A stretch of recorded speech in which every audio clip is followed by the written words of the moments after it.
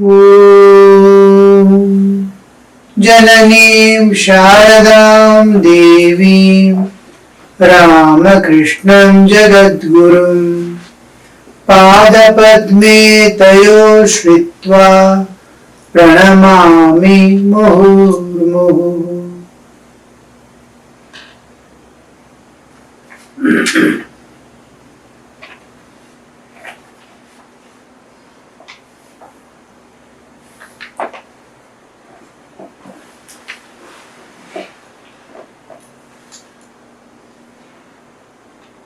Mr. Ch.08, Gospel of Ramakrishna, the Master's birthday celebration at Dakshineshwar, Chapter 8, February 18th, 1883, we are continuing. Mr. Ch.08, how can one see God? Master, not with these eyes. God gives one divine eyes, Divya Ch.08 we see in Bhagavad Gita, and only then one can behold Him. God gave Arjuna divine eyes so that he might see His universal form. Seeing universal form is going beyond the nature, beyond the creation, and looking at the whole universe. As long as we are within the universe, we will be seeing universe as different from me, and I am identifying only with body, and the rest I call the universe. But when I go beyond and see, beyond the universe and see, oh, it is God alone. As long as I am there identifying with body, this universe is universe. If I go beyond and look at it, it is God.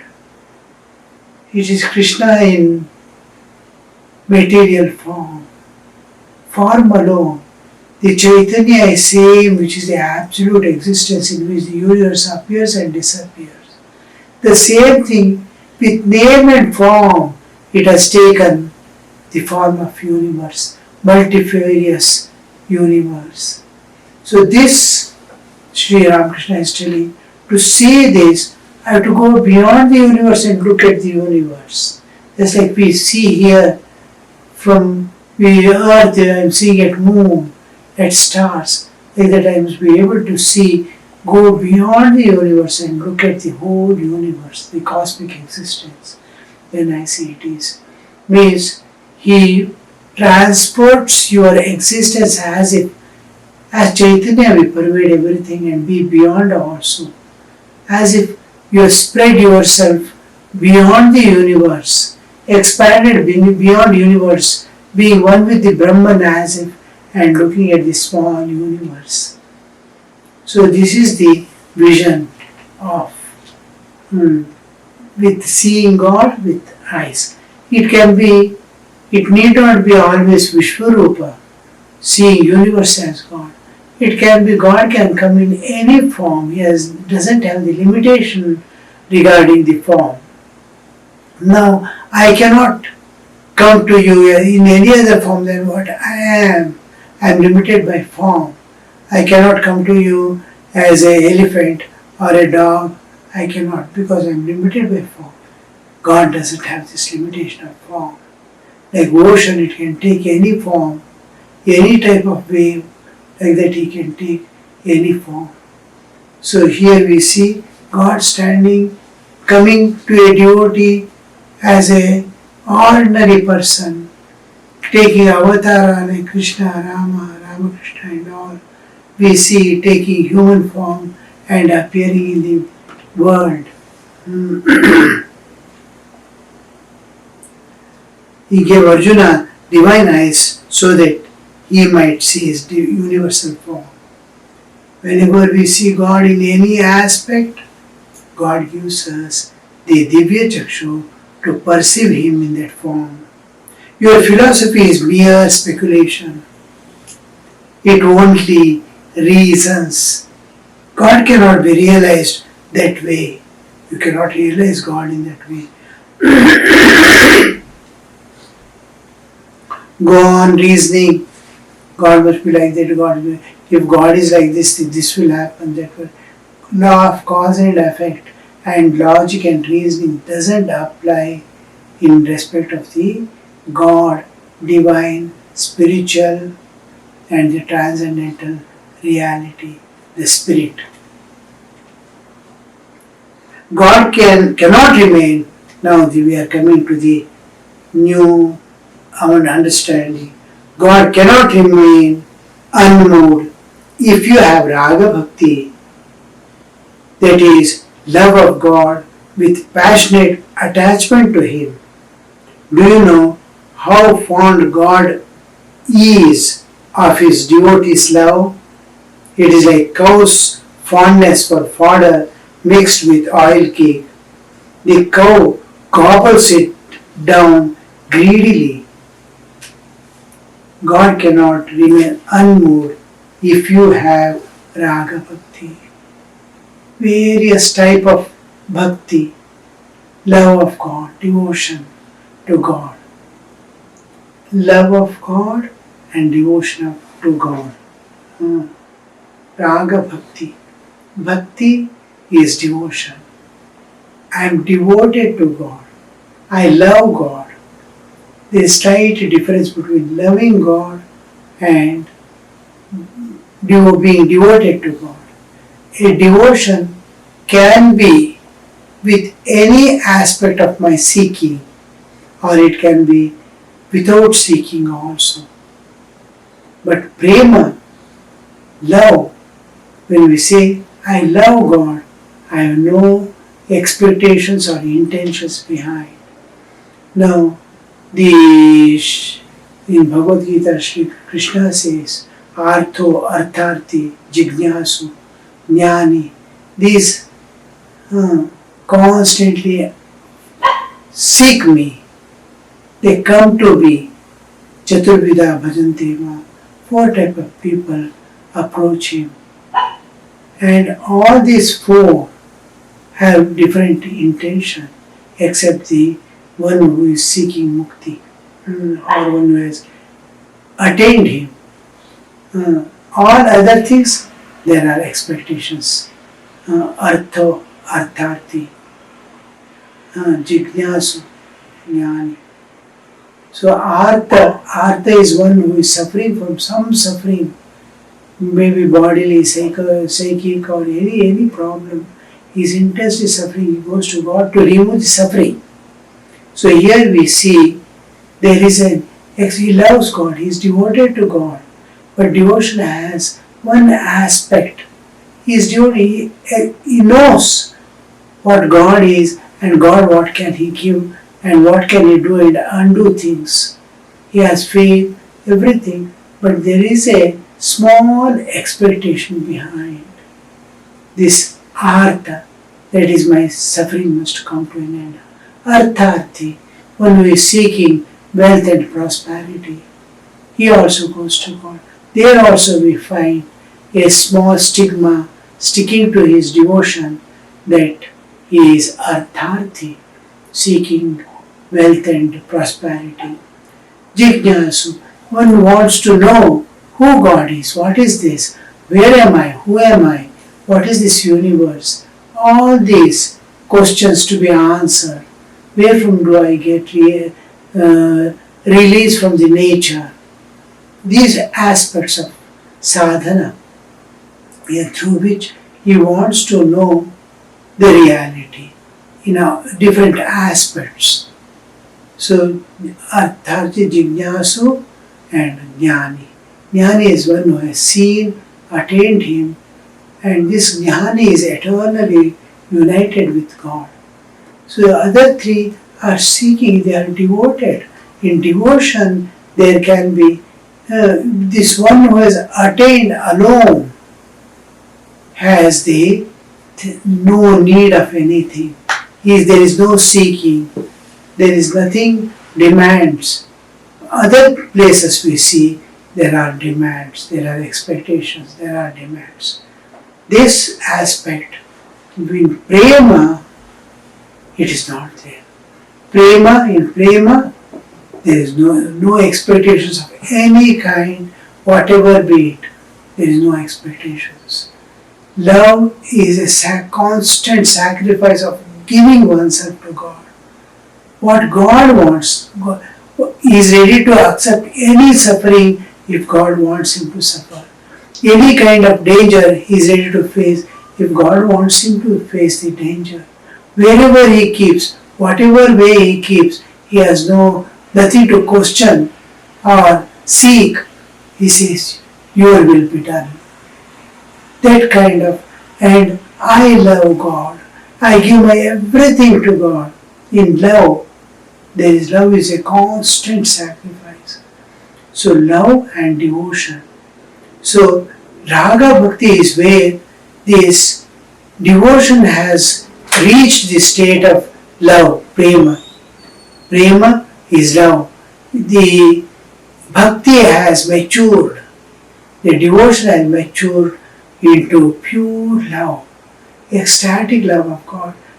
Such a love of God where there is neither seeking but there is only constant giving. And total acceptance of God, where and how he keeps, he doesn't question. He has nothing to. So this Raga Bhakti, when Raga Bhakti comes, Sri Ramakrishna says, God cannot remain unmoved. It forces him to move. God cannot remain unmoved if you have Raga Bhakti. It will move him. Nothing else. You may do great worships, great homas, yajnas, this, that. Nothing can move God. But here you see this Raga Bhakti, simple Raga Bhakti of the gopis that they had. Only love. First they were devoted. Devotion was predominant. Liking was there, sacrifice was there, slowly it matured into when they became Videhis, all became free from the bondage of being body. After that you see they are having that Raga Bhakti. That is love of God with passionate attachment to Him. Both are there. I am attached. I cannot separate any time. I have given myself totally to God, unconditionally forever. And this oneness that the Jiva finds is Raga Bhakti, passionate attachment. Another place Sri Ramakrishna uses the term Jagate Virag, Bhagavane Anurag. Jagate Virag, Anurag. Dispassion towards the world and passionate attachment to God. Passionate attachment to God. Dispassion towards the world. Dispassion towards the world. Jagate Virag, Bhagavane Anurag.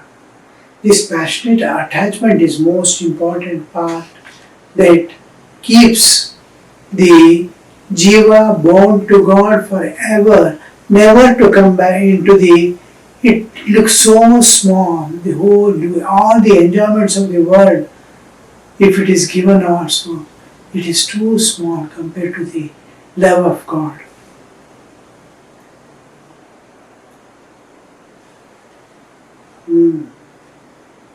Do you know how fond God is of His devotees' love? Such love of gopis, which had no expectations, no demands, to give oneself entirely, unconditionally forever. That kind of love. How God enjoys that, how He seeks it, how He relishes it. It is like the cow's fondness for fodder mixed with oil cake. The cow gobbles it down greedily. It hurriedly eats it with great gusto. It eats. If you just a little oil cake with the grass and whatever you put fodder with that, if you put, and how it likes, how it greedily gobbles down like that. God seeks the Bhakta.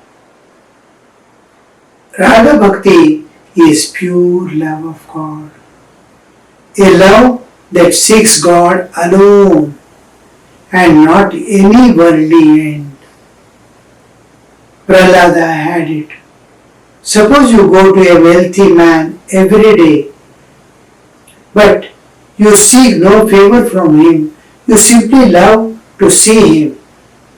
If he wants to show you favor, you say, "No sir, I don't need anything. I came just to see you." Such is the love of God for its own sake. Love of God for its own sake. You simply love God and you don't want anything from Him in return. Saying this, Master sang, "Though I am never loath to grant salvation, I hesitate indeed to grant pure love. Whoever wins pure love surpasses all. He is adored by men. He triumphs over the three worlds." Master continued the song. I don't hesitate to give salvation, mukti. Mukti, anybody wants, seriously I am ready to give. Bhakti I don't give so easily. I hesitate to give bhakti, pure love. Whoever wins pure love surpasses all. Even in Bhagavad Gita, after attainments of supreme knowledge of God, he enters into God to become one with God through the pure love. In Bhagavad Gita, Krishna beautifully says, Vishate tadanantaram. After attaining jnana through love of God, he Vishate tadanantaram, he enters into me. He becomes one with me. Just like Ganga enters into ocean, Nama Rupe Vihaya, giving up the Nama and Rupa. When Ganga flows, it is Ganga, a river flowing. When it reaches the ocean, with gusto, with rushing force, she enters into the ocean to become one with it. And last it leaves back its name and form and becomes one with the ocean. That is the becoming one, Vishate Tadanantara. After attaining the knowledge of God with pure love, in creation also we see the whole universe going back to the causal form, last as ripples of love. The universe, Chit-Shakti, merges in the Chidatma, the Shuddha Chaitanya. When we sleep every day, leaving the body, leaving the subtle body, the causal body, I enter into deep sleep, transcending the Jagrat and Swapna, waking and dreaming, and deep sleep also I transcend and become one with the Vishwa Chaitanya, my individual Chaitanya, Vishti Chaitanya, because one with the. There we see after becoming Bindu, separating from all aspects of nature, I, as waves of love, as ripples of love, slowly I merge in the universal Chaitanya. Individual consciousness, Vishti Chaitanya, takes slow ripple, slow motion. As love, it spreads. As love, it becomes one. This love,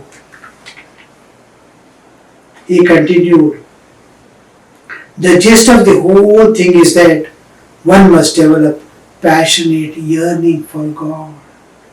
Now here you see, how do you get that? How do you reach Him? How do you get that ecstatic love of God, that pure love of God, which makes you enter into Him, love Him intimately? That what is that love? He says, you have to develop passionate yearning for God and practice discrimination and renunciation.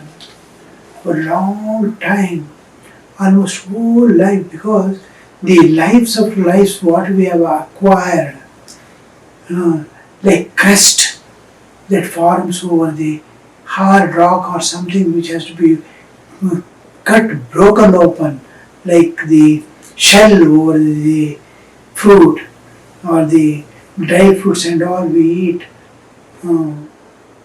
Almonds, for example, there is a hard shell outside. It has been broken to get the almond within, which is this like that. We have acquired lives of lives. It has become like a hard crust, hard nut, very, very difficult to break. Now this has to be through discrimination and dispassion, vairagya, viveka, renunciation, tyaga, discrimination, viveka, vairagya. One aspect is to constantly differentiate between the eternal and transient. Oh, all this is going away. My job will end one day. My family will disappear from this earth one day. I have to alone go from here. All these are passing. What is real? What is eternal? Myself, independent of all the three bodies which I live every day when I enter into sleep. My pure existence that continues to exist after I enter into deep sleep. Yes, the same is going to continue after my leaving the body also. So this I, independent of bodily existence, independent of the three states we are passing through, Jagrat, Swapna, Sushupti, that deep myself, which is unchanging eternal reality. Similarly, in which the whole universe appears and dissolves, that also is eternal unchanging reality. So I must be able to hold on to that real and dissociate myself from all that is transient and short-lived. Gist of the whole thing is that one must develop passionate yearning for God and practice discrimination and renunciation. Mr. Chaudhary: Sir, is it not possible to have the vision of God without the help of a guru?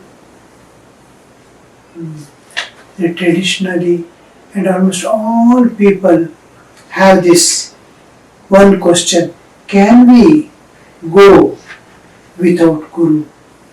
Many people practically ask this question also: is it necessary that we should have a guru? Master Satchidananda himself is guru. Here we see Master making this sense very clear, because all yes, whomever we are calling guru in the human form and associating that guru with his physical form is where we make the mistake of taking the perishable as eternal. The indweller is imperishable. The bodily existence is going to die away. We associate the body, form, good qualities, all this with the pure soul that is independent of the bodily existence to be guru. We live, whenever we see any disciple thinks of his guru, he thinks his bodily form, his qualities, he has taken the responsibility, this knowledge, all this is associated with the guru. The real guru is independent of all this, is the indweller who has come, he is taking the responsibility of that jiva.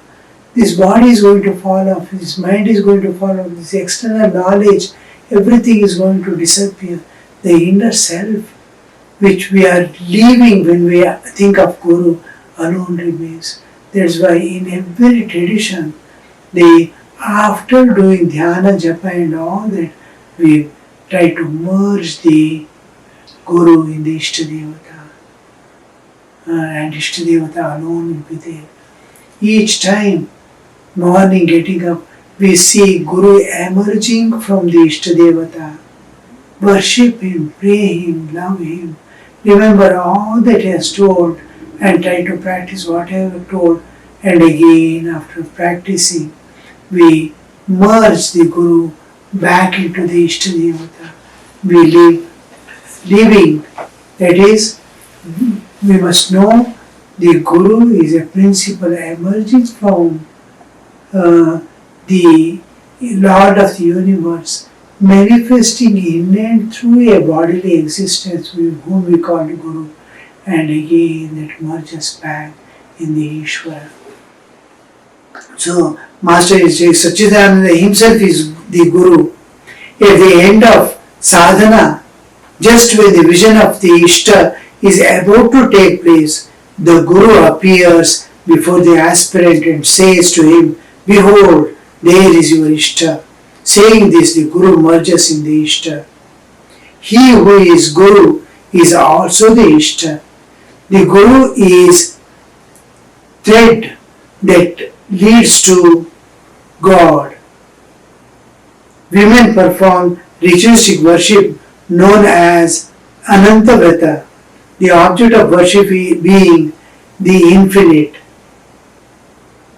But actually the deity worshipped is Vishnu. In him are the infinite forms of God.